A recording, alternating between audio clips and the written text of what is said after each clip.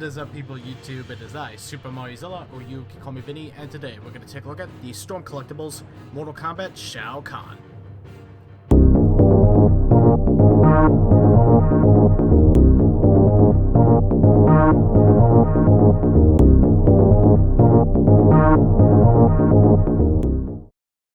Kahn first appeared as the final boss in Mortal Kombat 2, and since then he's become a staple of the series. He's pretty much the main villain of the whole series, and is the big bad ruler of Outworld, and the adopted father of Princess Kitana.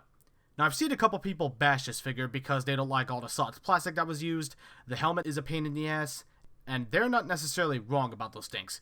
But are those issues enough to make this a entirely bad figure? Spoilers, no, it's actually pretty good if you look past the issues. However, this figure does have problems, and we are going to address them. It's not perfect, but I still think it's a pretty good figure in its own right. Let's get started. Kahn at first glance looks great, and without touching the figure, you can't even tell he has soft plastic. The helmet is sculpted greatly, and the paint is not too bad. From every detail to the spikes, the horns, and the gold is done well. Removing the helmet, we can see all the other details, which looks amazing. From the rigidy forehead with the claws on the top, it's great.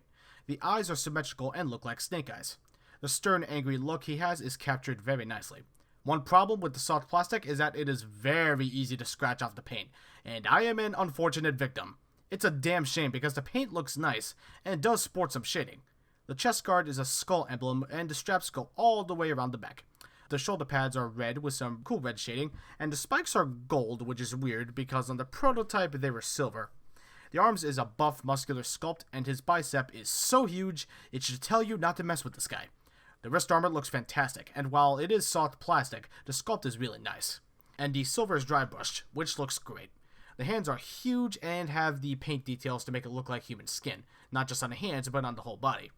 Kahn is packing 8-pack abs, which the ladies would drool over. Great sculpt, and the paint shading makes them pop. The belt and skirt area is a segmented armored sculpt, and the buckle is a skull like on the chest. But out of the box, I suffered a paint chip, which is not good. The legs are a bulky, muscular sculpt, and like I said, the muscle definition is superb. The knee guards are soft plastic and sport the 3 gold spikes. I would have preferred silver, but that's just a nitpick. The shin guards have a metallic paint job, and the red shading makes it look like armor, and it's done really nicely. The shoes look great and resemble weird-looking sandals that Shao Kahn usually wears. Like I said, the biggest issue with this guy is that the paint shading is very easy to scratch off because of the soft plastic, which is not a good thing at all. I'll say right now, if you plan to get this guy, handle him with extreme caution. Kahn's engineering is pretty different from the ninjas.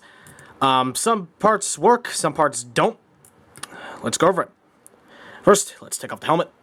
Head is on a double ball peg. The waist itself is also on a ball peg. Now what's weird is that the waist is a joint. No, the torso is a joint, but at the same time, it's also a floating piece. Like I'll show you. Here's the ball joint. I can raise it up, and the ball joint is just barely sticking out, or put it down, and the ball joint is sticking out even more. And that's a pain in the ass when you're trying to interchange the heads, like, you know, with this one right here. It's like, I don't even know how to explain it. It's like, it's weird. The torso is also soft plastic. These things are actually on swivels. And like before, they are on soft plastic. Soft, rubbery type plastic. Whether or not that's a good or bad thing, you decide. I'll leave the head off for now. Waist is on a ball joint. But it has a miserable time trying to pivot. It's like, what the fuck? Ugh. Yeah. Belt is a floating piece. This whole thing is a floating piece. Arms are on ball joints. This one is stiff on mine. This one was also really stiff, like stiffer than this one. And I had to take a dish soap to it, that way it wouldn't break. We have a butterfly joint.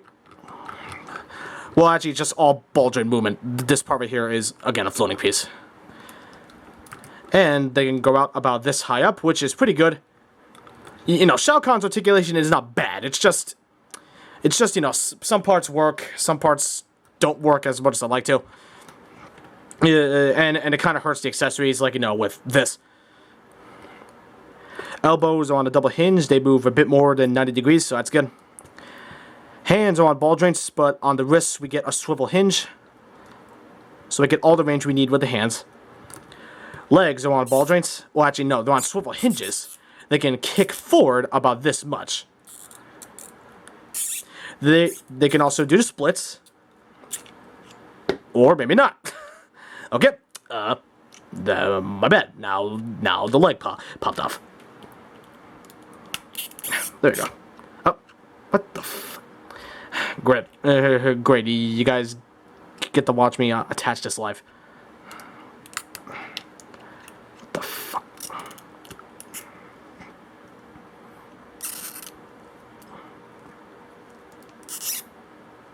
Of course.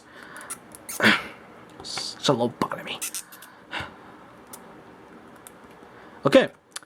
Okay, hopefully that works. Well, actually, hopefully it stays in. One thing I don't like about the articulation is that the joints are tight, and it is easy to rub off the paint, as you can see here. That's not too good. Now, obviously, it's hidden because of all the gear that he has. But when I pose my figure, I prefer to, I don't know, not have a fear about plastic rubbing. It's like, and also, this joint popped off. Look at what happened here. The red got scratched to shit on here, which was my fault, admittedly. But it's like, you know, on soft plastic, paint is very easy to rub off. And when joints are extremely tight, paint is easy to rub off on here. We'll get scratched off. Anyway, thighs can swivel. Knees are on a double hinge. Despite the gear, he can still bend pretty far, so that's pretty good. Ankles are on hinges. They can hinge down about this much. They can kick forward, not so much, which is unfortunate. Toes on the hinge, and we do have the ankle rocker, which functions like a Marvel Legend. So, functionality from the ninjas, the ankle rocker works a lot better. But it comes off at an angle, which is problematic. Yeah. Kahn's articulation is definitely not bad. It's just that some parts of the figure should have been accounted for, like you know, the paint rubbing off possibly, and the soft plastic. Now I get why they use soft plastic, because you know all this gear, they don't want any of the joints to break over time because of weight. But at the same time, you could have made these light plastic. But at the same time, you can't blame them. And again, at the same time, you want to blame them. It's like they did not know what to do with Kahn. So,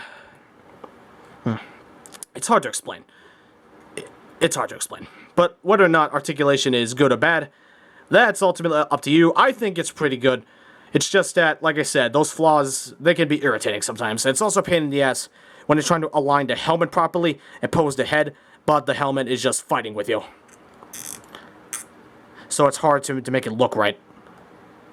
That's technically a major issue when it comes to posing and trying to take pics. You always got to make sure it's angled correctly. And it's also a problematic when you just... it's annoying. It's annoying. Well, I got it packed down pretty well, but still. It's a pain in the ass, especially when these things get in the way of, you know, these. Like I said, Kahn's articulation is not bad. It's just a bit problematic. Shao Kahn stands just about 8 inches tall, and to the top of his helmet, he's about 8.5 inches tall. Kahn is pretty big, so here are the comparisons. Here he is with the Marvel Legends Captain Britain and Whirlwind. Here he is with the Marvel Legends Eel and Spider-Man. Here he is with the SH Figuarts Infinity War Star-Lord and Doctor Strange. Here he is with the Figuarts Ant-Man and Black Panther.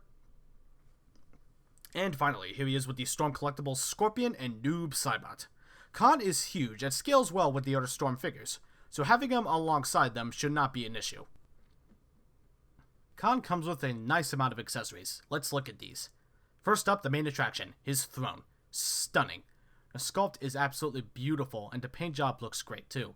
The base color is brown, while we have other shades of brown, and it looks amazing. Most of the brown and white is dry brushed on here, and it really makes it pop. And my favorite part of the throne are the skulls. Very nice sculpt. I do like to point out that this whole throne is hollow, so it's not very heavy. To be fair, they most likely did that to keep the price down. It's a bit difficult to get Kahn sitting on his throne at first, but after enough practice with posing, it's really no trouble.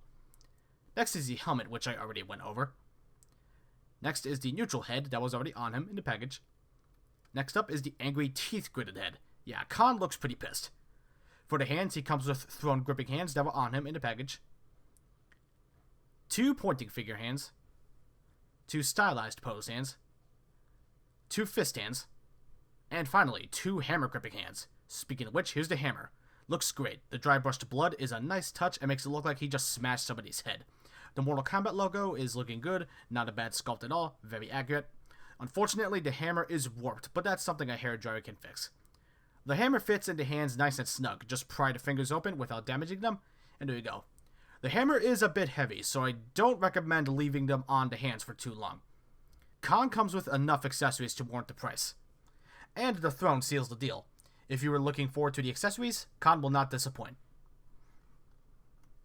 So, buy, don't buy, or wait for a sale. Kahn looks great, but I don't blame you if the overusage of soft plastic bothers you. Kahn can come out a bit pricey for that, especially because the paint is easy to scuff. Besides that, Kahn is not bad at all. He's a great figure. Perfect? No, absolutely not. Better than the ninjas? That's up to you. If you need the big bad of Mortal Kombat and have no problem with the price, then this figure will satisfy that void. Although, if the price does bother you, and the soft plastic, yada yada yada, you might want to get this guy for a sale. I'll give Shao Kahn an 8.5 out of 10. Well, that's it. Thanks guys and gals so much for watching. If you liked this video, hit that like button. If you would like to be updated on when new videos goes up, be sure to subscribe.